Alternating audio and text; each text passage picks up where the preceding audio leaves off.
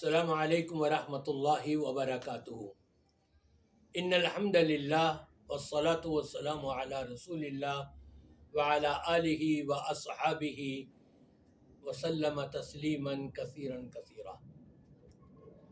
سامعین کرام، شیطان نے قسم کھائی تھی فَبِعِزَّتِكَ لَأُغْوِيَنَّهُمْ أَجْمَعِينَ، اے پروردگار تیری عزت کی قسم ہے میں سب کو گمراہ کروں گا۔ اور قرآن نے ہم کو یہ بھی بتایا شیاطین الانس والجن، شیطان جو ہیں یہ جنوں میں بھی ہوتے ہیں انسانوں میں بھی ہوتے ہیں۔ آج کے شیطان انسانوں میں دیکھیں کیسی بکواس بک رہے ہیں، کیسے انبیاء کرام علیہ السلام کی توہین کر رہے ہیں۔ اور یہ آپ خود سن لیجئے کہ یہ کیا کہا جا رہا ہے۔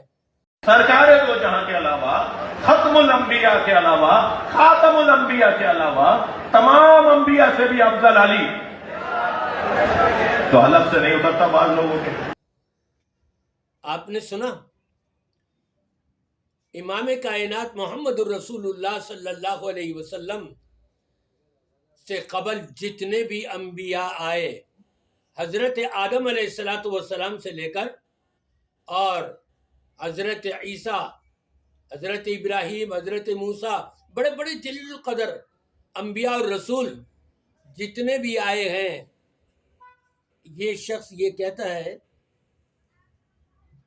کہ حضرت علی کا مقام ان سارے انبیاء سے بڑا ہے، افضل ہے۔ کتنا بڑا بہتان! اجماع امت کو توڑا جا رہا ہے، پوری امت کا اجماع ہے کہ انبیاء افضل ہیں، اور امت محمد صلی اللہ علیہ وسلم میں پوری امت میں سب سے افضل حضرت ابو بکر صدیق رضی اللہ تعالی عنہ ہیں۔ اور یہ صرف میں ہی نہیں کہہ رہا بلکہ حضرت علی رضی اللہ تعالی عنہ کے الفاظ ہیں حضرت ابو بکر کی تعریف میں کہ ان کو اللہ نے چنا ہوا ہے، نبی نے پسند کیا ہوا ہے، یہ ہم سب سے افضل ہے۔ اور آج کا رافضی کیا کہہ رہا ہے آپ نے سن لیا نا، انسانوں میں بھی شیطان اور جنات میں بھی شیطان۔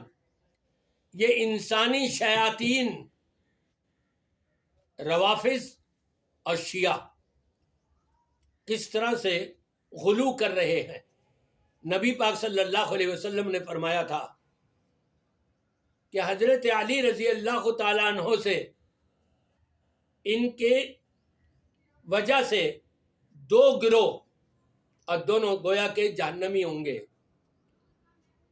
گمراہ ہوں گے۔ وہ ایک وہ جو ان سے محبت کرنے میں غلو کرے گا، اور ایک وہ جو حضرت علی سے بغض رکھے گا۔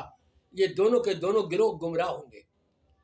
آج کلمہ تو پڑھتے ہیں لا الہ الا اللہ محمد الرسول اللہ، لیکن حضرت علی رضی اللہ تعالی عنہ سے محبت کے اندر اتنا غلو کر لیا، پھر نبی پاک صلی اللہ علیہ وسلم کا وہ فرمان سنتے جائیے۔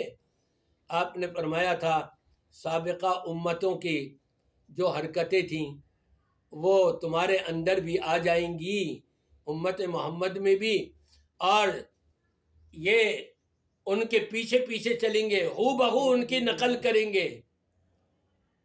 اسی لیے تو نبی پاک صلی اللہ علیہ وسلم نے دعا کری تھی اللہم لا تجعل قبری وثنا یعبد، اور امت کو اس بات سے آگاہ کیا تھا لا تطرونی کما اطرت النصارى عیسی ابن مریم، دیکھو مجھے حد سے اتنا نہ بڑھا دینا جس طرح سے عیسائیوں نے حضرت عیسیٰ علیہ السلام کو حد سے بڑھا دیا تھا، محبت میں غلو کرتے ہوئے یہاں تک کہہ دیا انہوں نے کہ وہ تین الہ ہیں، ایک اللہ، ایک مریم اور ایک عیسیٰ، اور پھر یہاں تک ہوا ابن اللہ، عیسیٰ علیہ السلام کو اللہ کا بیٹا قرار دے دیا ان عیسائی ظالموں نے۔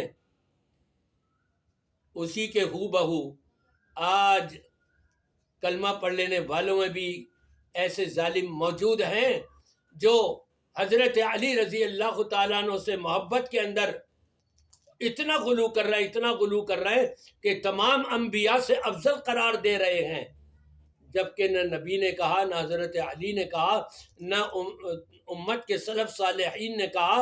اجماع امت ہے اس بات کے اوپر کہ امت محمد صلی اللہ علیہ وسلم میں افضل ترین انسان ہے تو وہ ابو بکر صدیق رضی اللہ تعالی عنہ ہے۔